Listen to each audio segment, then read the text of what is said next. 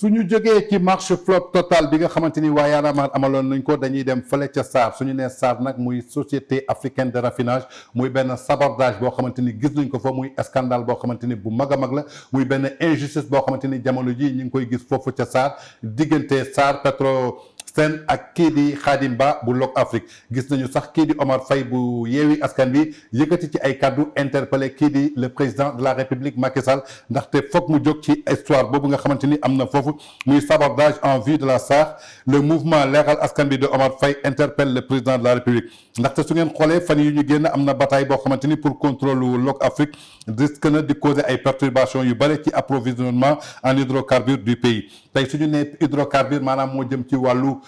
gasoil moo jëm ci wàllu essence moo jëm ci wàllu gaz di ngeen fàttalikoo nag kii di SAR di société africaine de raffinage amoon na ay jamono dafa nekkoon ci ay jafe-jafe ba mu nekkee ci jafe-jafe benn doomu Sénégal bi ñuy naan Khadim Ba yor Lok Afrique mooy jëndoon foofu ay action ba moom ci 34% dugal fa ay kopparam ba SAR ñu redressé waat ko tey ba mu doon benn société bu mag ba nga xamante ne tey dafa naroon suuxe kan moo ko sauvé muy Khadim Ba tey nag bi lépp sauvé yoo ba toll dafa am ñoo xamante ne dañ nekk ci biir uniquement pour seen intérêt personnel xool naka la ñuy liquider kooku di Khadim Ba muy scandale boo xamante ni su amee tey yaakaar naa ni dina métti trop ci askanu Sénégal ndaxte jamono ji ñu toll suñu xoolee lépp loo xamante ni constaté nañu ko opinion publique bi aussi constaté ko jëm foofu ca wàllu SAR muy opinion internationale bi ñëpp ñoo xamante ni ay adversaire u Khadim Ba lañu ñoom dañuy décider jeter seen dévolu ci kaw société africaine de raffinage bi nga xamante ni mi ngi koy contrôler à hauteur de 34% des actions dans le but de saborder le mouvement Leeral Askan Wi bu Omar Faye moom mi ngi qualifié wu loolu benn finance projet boo xamante ni scandale bu mag a mag la dara jur tey jii ci Sénégal lépp lu ñu ci trouvé c'est inacceptable un tel procédé qui risque de causer quand même des perturbations énormes dans la fourniture de l'électricité le mouvement Leeral Askan Wi mi ngi interpellé kii di président de la République di ko invité mu jël ay responsabilités lépp loo xamante ni jëm na ci wàllu sabordage boobu nga xamante ni SAR ñu ngi ko bëgg a def ci actionnaire bi nga xamante ni mooy Khadim Ba doomu Sénégal bëgg ko saborder ndaxte dina indi ay problèmes yoo xamante ni dina jëm ci wàllu électricité te électricité dafa am solo trop ci réew su ngeen fàttalikoo fii en 2012 mën nañu ne Ablaye Wade li ko gën a daaneel jëmoon na ci problème électricité yi ndaxte en 2011 bi fii électricité bi ñàkkee kuy xamat si la gisoon ay révolte yu bëre manifestation yu am ci si la ñu tojoon Senelec boobu nga xamante ni moo nekkoon foofu ca Castor donc jamono ji nag scandale bi nga xamante ni tey ñi ngi ko bëgg a teg ci kaw Amadou Ba su ko président de la République cette année yaakaar naa ni dina ko jural aussi njàqare ndaxte askan bi ñoom ñoo ciy loolu askan bi ñoom ñoo ciy ñàkk économie Sénégal aussi da ciy besewu muy loo xamante ni daal scandale bu mag a mag la boo xamante ni ñu ngi koy gis tey jii su ñu leen rappelé opinion publique bi ak nationale internationale ñi ngi xamante ni que kii di Khadim Ba via sa société Lok Afrique moom moo engagé woon jënd lépp loo xamante ni bokkoon na ci action yoo xamante ni kii di Ben Laden moom moo ko moomoon au niveau de la SAR. La boîte était presque en faillite du fait des pilleurs et affairistes véreux qui lui faisaient perdre des dizaines de milliards donc à la jeunesse sénégalaise donc jamono jooju amoon na ay pilleurs ak ay hommes véreux yoo xamante ni ñoom ñoo doon perte loo SAR ay dizaines de milliards à leur profit mu doonoon nag ay actions yoo xamante ni kii moo ko moomoon di Ben Laden kii moo ko mujjoon jënd di Amadou Ba jamono jooju nag loolu moo suqali lii di SAR di société africaine de raffinage ba tax ni que jamono ji essence bi ñu koy am gaz bi ñu koy am courant dootul coupé lu bare ba tey jii suñu sukkandikoo ci opinion bi donc ñi ngi mettre en garde képp koo xamante ni fossoyeur nga de la République muy ay charognards yoo xamante ni ay pilleurs lañu nekkeewuñu fi dara lu dul détourner deniers publics bi loo xamante ni askan bi yëpp ñoo ko bokk contre toute forme d'agissement allant dans le sens de déstabiliser la SAR qui constitue un des fleurons de notre économie tey daal nañu jàpp ni que fi ñu toll nii SAR a été redressée et redevenue une société viable qui fait la fierté des Sénégalais. Des fossoyeurs en interne tentent de s'aborder pour le plaisir des adversaires de Khadim Ba qui de faire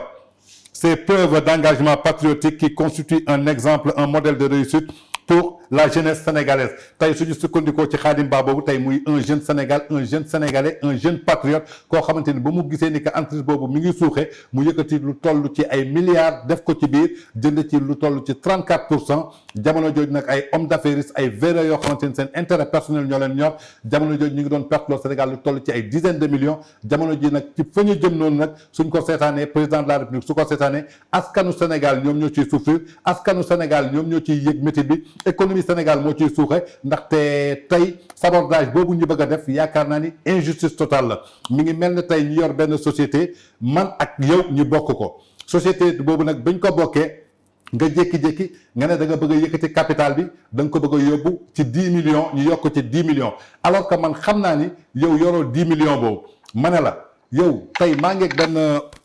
garantie boo xamante ni tey su ma ko tegee ñu am ci 20 millions kon lu tax nga may laaj 10 millions donc c'est juste benn scandale boo xamante ni bëgg nañ ko indi foofu ca SAR ñu indi leen benn éclaircissement boo xamante ni tey foofu Khadim Ba ñu ngi ko bëgg a teg benn genre scandale boo xamante ni tey su président de la République cette année sénégalais yi seetaan ko yaakaar naa ni ëllëg suba doomu sénégalais yi ñoo ciy jooy ndaxte moom xëy na tey yàlla may na ko li mu koy may mais nekk patriote bëgg a réewam moo tax toujours muy jël alalam di ko delluwaat ci askanam ndaxte fan yee ñu génn gis nañ ko fi mu jëlee ay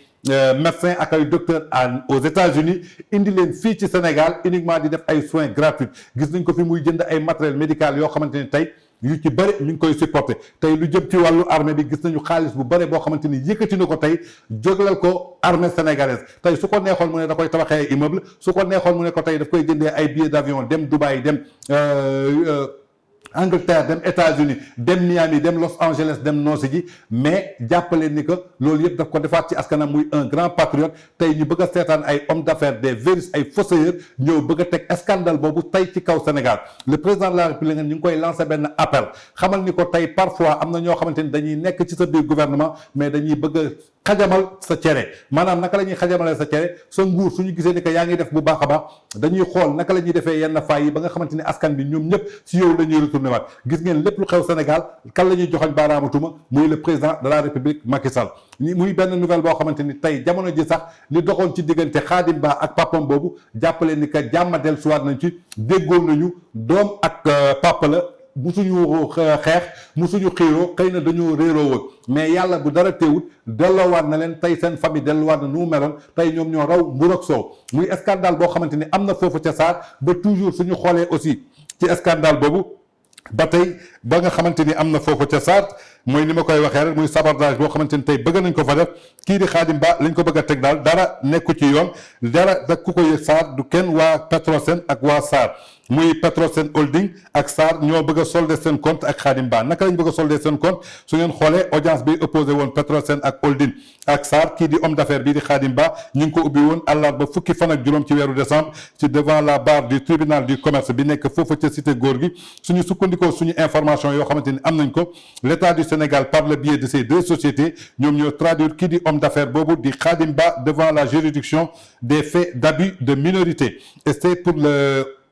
c'est le président Malick Lamotte ci boppam moom moo yoroon enquête bi moo yoroon dossier bi muy benn affaire d'objet de toutes les attentions ñëpp a ngi ci bàyyi xel ba suñu sukkandikoo ci renseignement yu ñu am maanaam ci plaidoirie yi ginnaaw avocat ñaari parties ci procès yi ku ci nekk ci ñoom nee nga au cours de leur plaidoirie ku ci nekk jéem na convaincre juge bi mais lan lañu indi l'abus de minorité est constitué par l'abstention et le refus d'un associé minoritaire ou égalitaire de voter favorablement une résolution importante pour la société. Ce faisant, l'associé empêche par sa minorité de blocage l'adoption de la décision. mooy lenn Khadim Ba bi ñu ñëwee ñu ne dañuy yëkkati capital bi dañ koy yëkkati Khadim Ba xamal leen ni que 1960 ba tey capitalu SAR mi ngi toll woon ci 105 millions jamono ji su ngeen tolloo ba fii man ma yëkkati ngeen bëgg a yëkkatiwaat yeneen 61 milliards teg ko ci 105 milliards ngeen bëgg a yëkkati 61 milliards pour ñu yokk ko ci alors que yéen tey am ngeen garantie yoo xamante ni mën nañ leen jox plus de 100 milliards donc lan ngeen di doyee xaalis boobu lu dul benn scandale ak benn njuuj njaaj boo xamante ni ñu ngi ko bëgg a favoriser yeneen doomu aadama en tout cas muy benn scandale bu mag boo xamante ni tey muy injustice boo xamante ni tey ñu ngi ko bëgg a teg ci Khadim Ba Lok Afrique muy doomu sénégalais boo xamante ni tey Sénégal moo ko ñor mi ngi yëkkati alalam pour def ko ci réewu Sénégal pour lépp loo xamante ni jëm na ci wàllu hydrocarbure lépp loo xamante ni jëm na ci wàllu pétrole jëm ci wàllu gaz tey nga xamante ni Sénégal du ci am benn problème lépp loo xamante ni jëm na ci wàllu électricité muy courant Sénégal du ci am benn njàqare ñu bëgg ko yëkkati teg ko ci yeneen ay loxo muy benn fraude boo xamante ni scandale bu mag a mag la nar a jot ci réew mi moo tax ñu ngi lancé appel à son excellence le président de la république ak nu mu mënta demee ni ci jël ay mesures yu bëri ndaxte problème bi su éclaté doomu sénégalais yi ñoo ciy am problème te sénégalais yi suñu amee njàqare ñoom ñooy wàccaat ci mbedd bi te su boobaa dina gàkkaatal mandat bii nga xamante ni mi ngi ko doon def lu mu ci liggéeyoon dina réer ndaxte Sénégal suñu toogee ba amatuñu courant maanaam courant bi di tàkk di fay ku nekk na xam ne économie Sénégal courant moo koy doxal ndaxte tey jamono ji lu bëri ci réew courant moo koy doxal en tout cas muy benn sabordage boo xamante ni gis nañ ko foofu ca SAR Petrosen ñu bëgg ko teg ci kaw kii di Khadim Ba parce que nee nañu associé minoritaire la alors que associé minoritaire boobu lim leen tegal mooy logique mooy comme sànq li mu leen expliqué